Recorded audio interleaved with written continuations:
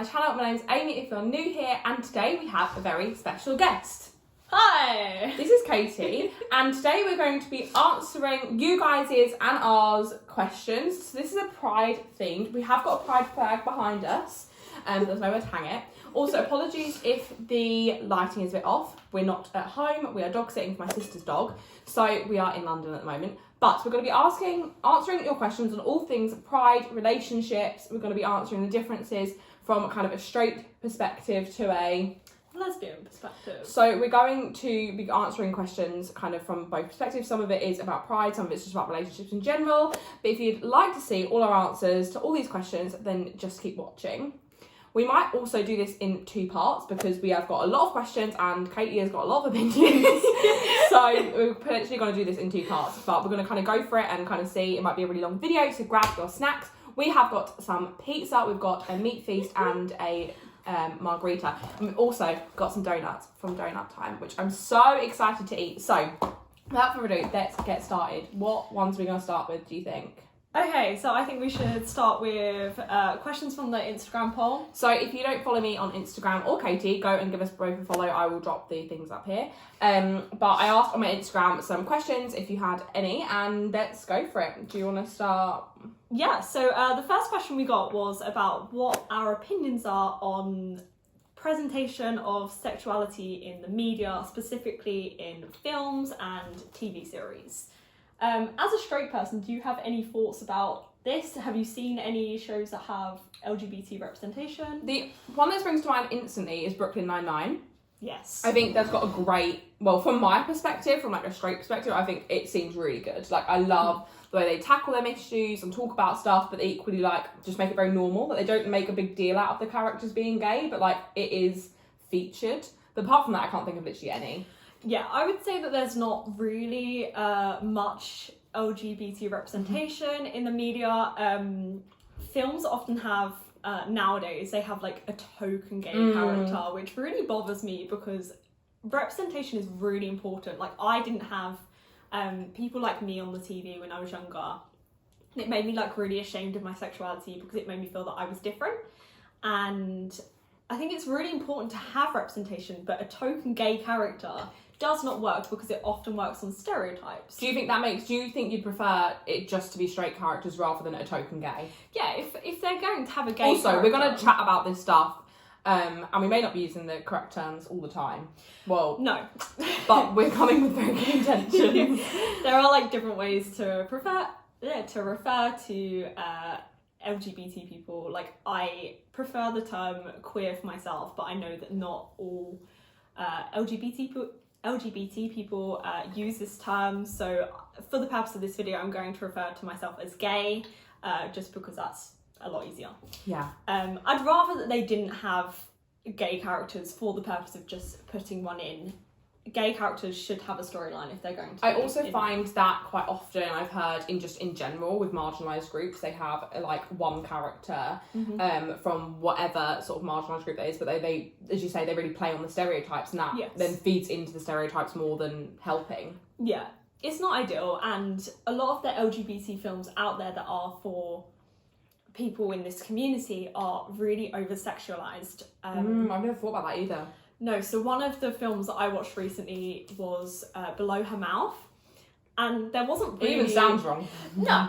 There wasn't really a plot line, it was just about them having sex. And that's not good for younger viewers. Like, no. I could not watch that. I will also put a warning on this, which you've already seen, that this is not a good video for kids, so 18 plus please, or yeah, maybe get your parents to watch it first if you are debating on watching it.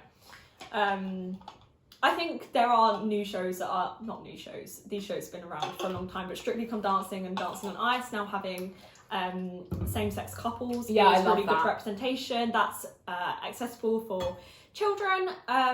Also, I find in that they're not making a big deal out of it. They're still dancing the same. They're still getting the same amount, like voting. Like, everything's the exact same, so it doesn't make them different. Apart from, there has been criticism about the way that this year, obviously there was Katya and Nicola, and they were given very... That pizza's really spicy. I haven't had that one yet. Okay, maybe avoid that because you don't like spice and that's really spicy. Carry on, sorry. So they didn't do any of the romantic dances. They didn't get a rumba. They didn't get any of the ones that are like close.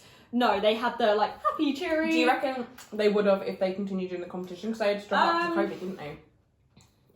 I personally think they would have had to, but I think they were trying to postpone that as well. Yeah. Oh my gosh, I didn't even think of that. I didn't actually watch that thing with Strictly. I'm not really a Strictly person, but obviously I saw about it on like social media and stuff. But I feel like that, as you say, that's accessible to children. It's normalising it for every age. I know Disney have had their first same-sex couple in a film. I can't remember what film it was that they explicitly said. I think it might have been Soul. I might be wrong. Can't remember. But because apart from that, obviously Disney is very boy meets girl, boy saves the girl, and then they get together, which obviously is not okay. So I like how companies like Disney are starting to do that, but I know they've got a lot of problems to untangle with that they've done before, so they've got a lot of work to do.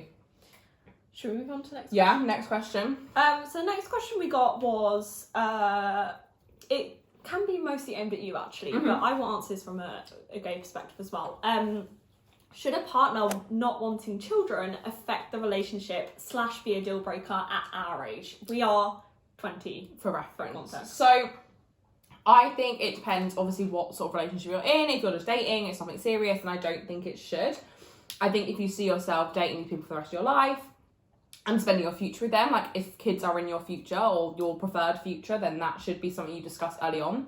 And to me, that would be a deal breaker. Like if I'm planning on spending the rest of my life with someone, I definitely know I want children. So I think that would affect that. And also I think generally if you're sexually active, like you should have a conversation about children anyway, because no matter how many precautions you put in, obviously it may not go the way you want it to go. So I think just having open dialogue about everything is a really good place to start if you're starting an actual relationship with someone. If you're just dating, then maybe not. But even I think even if you're hooking up with someone, I do think you should have the conversation of like, if you're having sex, just having like an open dialogue about that sort of thing, I think is always a good idea. But obviously for you, slightly different because having children is going to be a different way. Well, I would say that this is definitely something you should discuss like very early on. If you are casually dating, again, like it's not a big deal. If you are serious about someone, no matter how old you are, well, from the age of consent, I think there should be a conversation about whether you want children and marriage.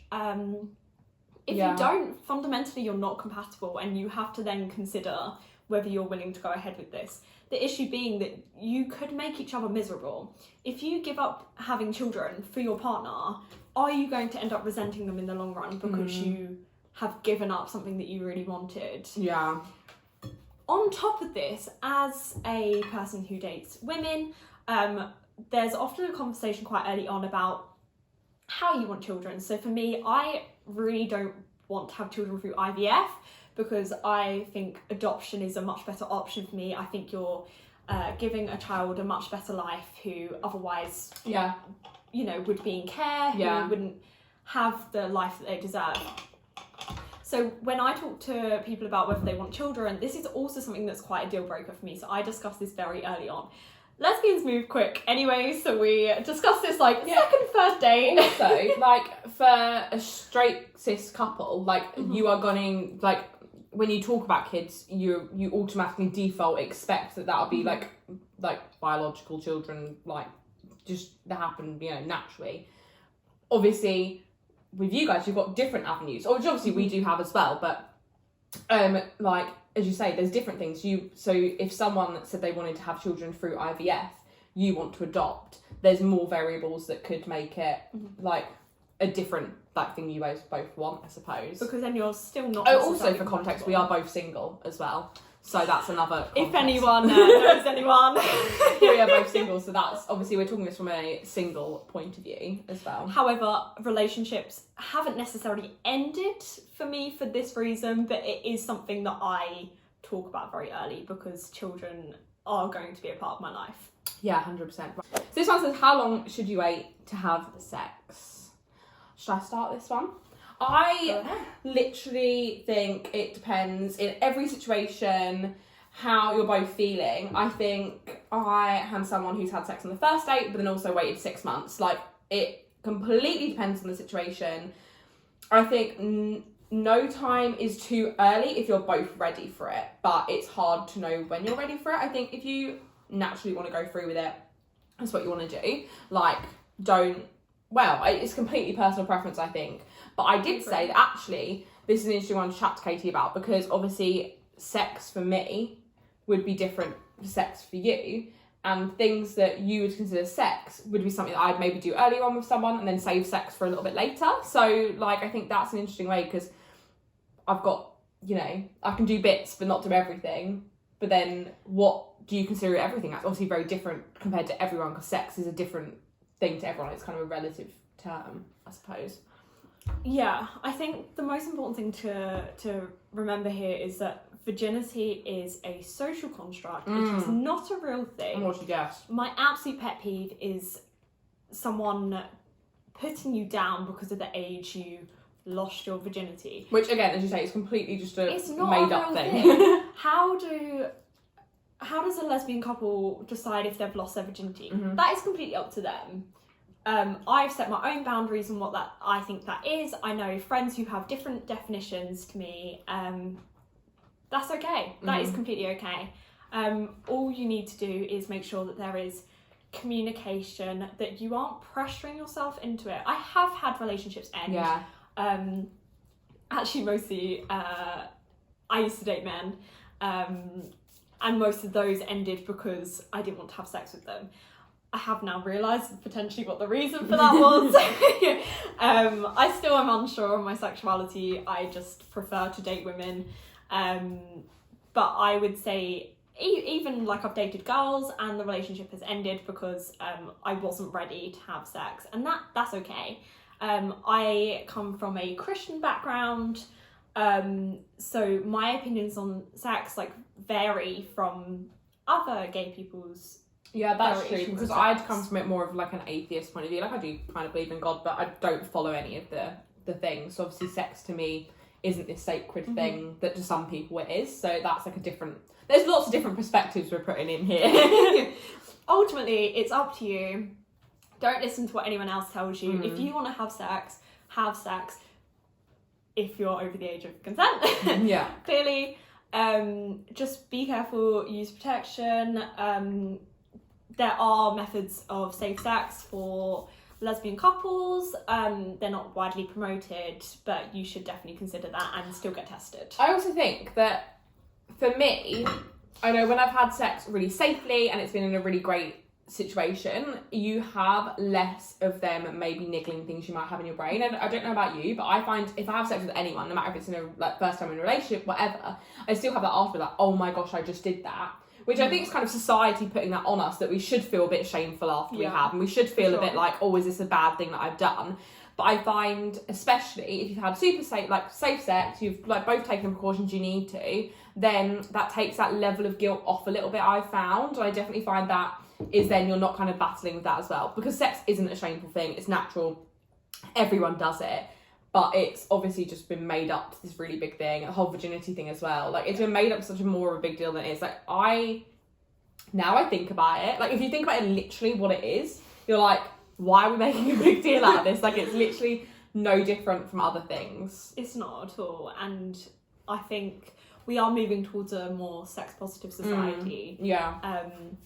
That is causing issues within itself, because people are worried about, am I losing my virginity too late? No, there is no such thing. There is absolutely no such thing. And I know from friends I've said that they've really felt the pressure when other people around them have done and they haven't. I know you said that as well. Like, it's the awkward pressure of like, we want to live in a really, as you say, like a very sex positive, like, it's fine whenever you do it, but then are we leading into like people feeling like ashamed if they haven't had it? Like, there needs to be a middle ground, effectively. Yeah. I think it's just like, whenever you're both ready, that's how long you should wait for sex. However long it takes for you both to be 100% confident, comfortable. Also, I feel like if you have sex with someone that you really trust and you feel really comfortable with, obviously that might take a different amount of time for you to get to that stage, but that means it's so much better for everyone, because you're not kind of worried about anything. You just feel very comfortable and calm, and you can just kind of go for it. And if it's right for you in the moment, then you have to remember that later.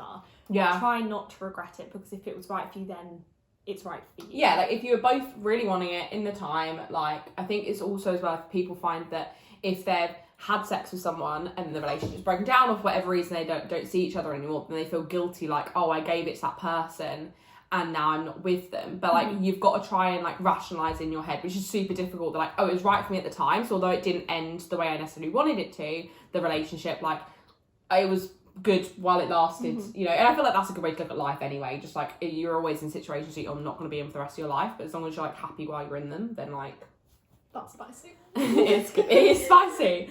Okay, next question. What do you think about coming out, and is it like an outdated thing to have to come out? As much as I hate the process of coming out, I really do. It never gets any easier. It's still needed today.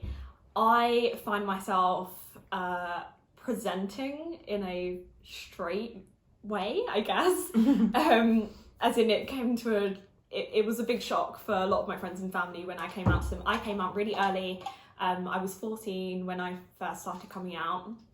Were you 14? I was 14, and I That's knew. crazy. I feel like we 11. felt like we were really old when we were at that age. You're like almost 14. It seemed like, yeah.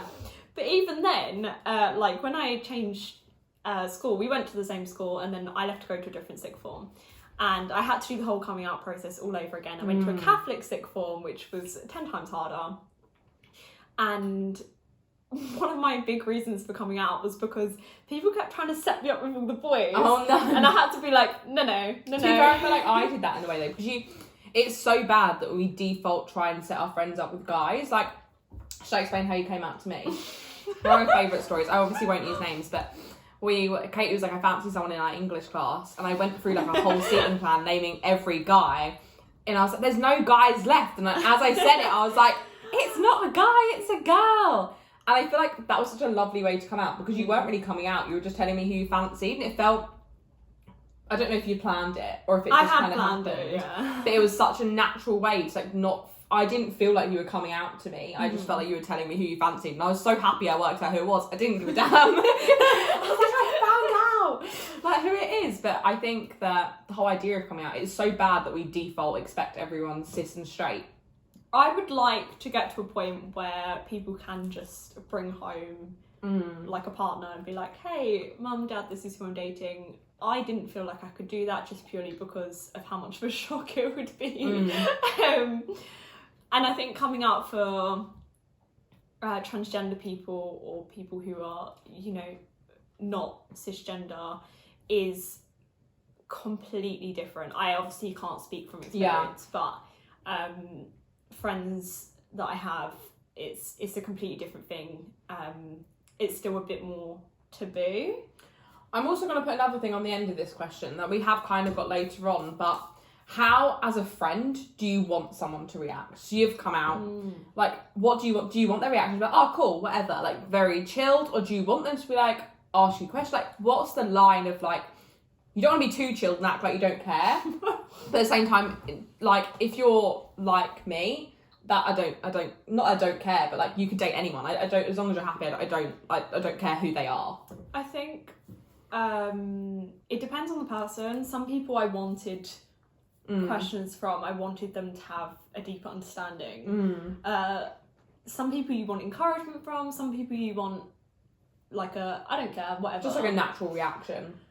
The issue with people asking questions is sometimes they can be a little bit insensitive. They don't mean to be, but sometimes the questions can be a little bit frustrating. I feel like they could be like a bit, not sexual, but like, why do we instantly jump to that as well? Yeah, like, sometimes the questions just aren't really any of that person's business, which is fine when you're between friends, but sometimes, like, coming out to people at school was really hard, because I got some questions that I was sort of like, I don't feel like I need to be sharing that. Yeah. And we'd never ask a straight person that.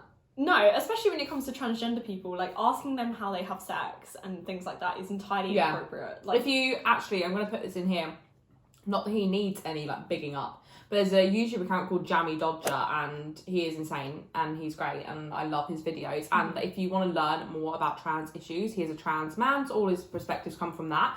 But he's such an amazing person, and the account is amazing. And if you have any questions or just like want to get a deeper understanding, I think he explains everything in a really light-hearted but like really informative way that kind of, I didn't really know much about it, and then I've watched his videos and now I feel like I do know a bit more about it, a bit more about terminology and just like what is the line of where you can ask. I know he's made a video about that before, but I will leave that in the description, and some other websites and things that I think will be helpful for people to look at.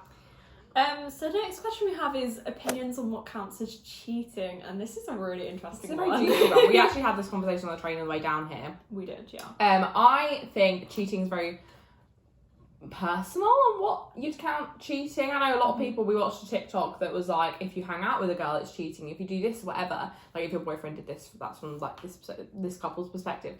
And I just think it's all very relative. As long as you're like open and you're chatting, obviously there's certain things you'd automatically assume as cheating, like kissing someone else, whatever. But I think as long as there's a really open conversation and you feel like you can ask them and know that they'll give you honest answers, I feel like you're fine. I feel like one of the main issues is who you are allowed to hang out with. This is a big one because for straight people, this is slightly different to people within the LGBT community. Because, for instance, if you're dating someone and he hangs out with a girl one-on-one, some people deem that as cheating, and that's perfectly fine if that's the situation for you. However, like, my last girlfriend was bisexual, and so am I then telling her, if I set that boundary, that she's not allowed to hang out with anyone one-on-one? That does not work within the LGBT community. Same as, like, there's a lot of culture about, you know, being friends with your ex after you break up. I personally am not really for that. I'm not friends with any of my exes. And I personally wouldn't be comfortable if they were friends with their exes. But if they are, I have to find a way to be comfortable with that. I think as long as there's, like, as I said, like open communication, like, me and my ex still have communication. I obviously am not in a new relationship, so don't know how that would work then. We don't have much communication, but I do feel like there's always going to be some... I don't know, it's really difficult. And also, don't you think that, in a way, it's kind of easier to understand the whole cheating thing if you think of it something so ludicrous that if you were dating a woman and she wouldn't want you to hang around with me, I mean, me and Katie grew up together, like, that is bonkers. But somehow that sounds more easier to understand than if I was dating a guy and he was hanging out with a girl. Like, it's no different at all, but it weirdly makes...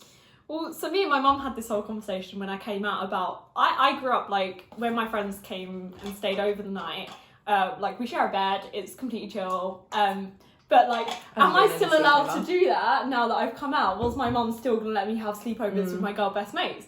And she was kind of a bit iffy about it. She does let me, obviously. But then I said, can I have sleepovers with boys then? And she was like, no. And I was like, why not? Any sleepovers. But then she'd let me stay round. Obviously it's a bit different now. I'm 20, she can't do anything. I live at university, what's she gonna do? Like, come knock on my uni door? But yeah, that is a really interesting thing. Yeah, there's also a whole debate about what counts as cheating with regard to watching porn, stuff like that. Looking at other girls' pics on Instagram. Yeah, liking other girls' pics. I just think, like, just be really... I think it's a good thing to be really open. If they're liking loads of girls' pictures, you can say to them, I've seen you like this girl's pictures a lot. Don't bring it up in an angry way. Just be like, are you friends? Is there something going on? Like, is there something I need to know? And I think as long as you have, I found in all my relationships having a super open dialogue about anything, to voice any concern before it got to a concern, was always the best way to be. And just be really honest with where your boundaries are, because there's a fly trying to get our pizza. Obviously, your boundaries are going to be different from anyone else's, and things you might not feel comfortable with for whatever reason the other person might be fine with. So it's like good just to have an open conversation about it, I think. The final question we got was about dating as a bisexual person, and should you have to pick a side? No. Yes, no, straight away. That is the short answer to this. If you'd like the long answer, stay tuned. You sounded like you were like a reporter on the news. Basically, I just think this is so... People are so misinformed about this, about how bisexuality isn't a real thing. I kind of identify as bisexual. honestly, I don't really know. Lean towards being a lesbian. Who even knows what my sexuality is? If someone can help me figure that out, I'd really appreciate it. We'll do a quiz. Yeah. But so often, all the time, there's so many stereotypes about how bisexuals have to pick a side, and once they start dating a man, does that mean that they are straight if they're a girl? Or, you know, if they date a woman, does that then mean that they're lesbian? No, you are bisexual. If you are bisexual, doesn't matter who you date. It does not matter who you marry. Yeah. That's it. You are bisexual, full stop, and no one can take that away from you. It's one of my absolute pet peeves as well. And then the stereotypes that come along with it about how bisexuals always want a threesome. That is not true. No. That is such a sexualized view of people that are bisexual. I feel like as well with bisexual and lesbians, I feel like everything's quite over-sexualized, don't you think? Like, it's very strange that, I don't know if that's just like from an outside looking in, but I feel like them people seem to get it more than anyone else. Yes. But I suppose actually as a straight woman I would get sexualized a lot, but it's not because of my sexuality. Yeah. I think it's just more just because you're a woman. I think lesbians are like designed for the male gaze, do you know what I mean? Mm. I suppose as well, but do you this is going to get definitely turn off your kids now. Do you think that that's the porn industry is doing entirely, Yes. or do you think it is like a bit of mixture? Because I know that definitely in the porn industry, obviously lesbian sex is made for male gaze, not 100%. for lesbians. I think Which I know the I've porn heard people say before. industry like contributes to it. I would say the main issue is like men think that we are like performing for them. So I remember going on a double date with a friend, and her boyfriend asked me and my girlfriend at the time to make out in front of him. That's disgusting. And I was like, No. how about no? Also, what did his girlfriend say? She was like, no, that's weird. I'd be like, leave. You're not welcome Please here. leave. The date That's is over. disgusting. Oh my, I didn't know that. That's awful. No, it is really bad, and we get it quite a lot, and you know, people expecting that we're going to be open for threesomes and that we'll just perform for them. Yeah, that's disgusting and not okay. Our Do not do sexuality that. is If not you're for you. if you're someone watching this ever asked that, do not ask that. It's disgusting. Reconsider. Also, welcome to the video because we're going to inform you on lots of things you shouldn't be doing. Don't do that. That's a good start. Are these all the Instagram questions? They are all the Instagram questions. I think I'm going to end this segment of the video here, and stay tuned for part 2. That will be going up on Wednesday because this video we're going up on a Monday. So stay tuned for Wednesday's video where we do part 2. And these are the questions that me and Katie have thought about for each other. So they're going to be questions that either I was curious about, Katie was curious about, or in general we just want to talk to you guys about. Equally, if you have any questions that you would like us to answer and you didn't follow us on Instagram, drop them in the comments and we'll do our best to find them. And if it's a little bit too them. personal and you do just want to DM us, then definitely do that on Put it open Instagram. DMs. And yeah, that's it for today's video. If you did have any questions, as I said, pop them down below. Like this video if you like this sort of video. We can do more like this. We can get Katie on for other topics. I'm open to talk about anything really. And subscribe if you guys aren't already, and we'll see you in the next one. Bye. Bye.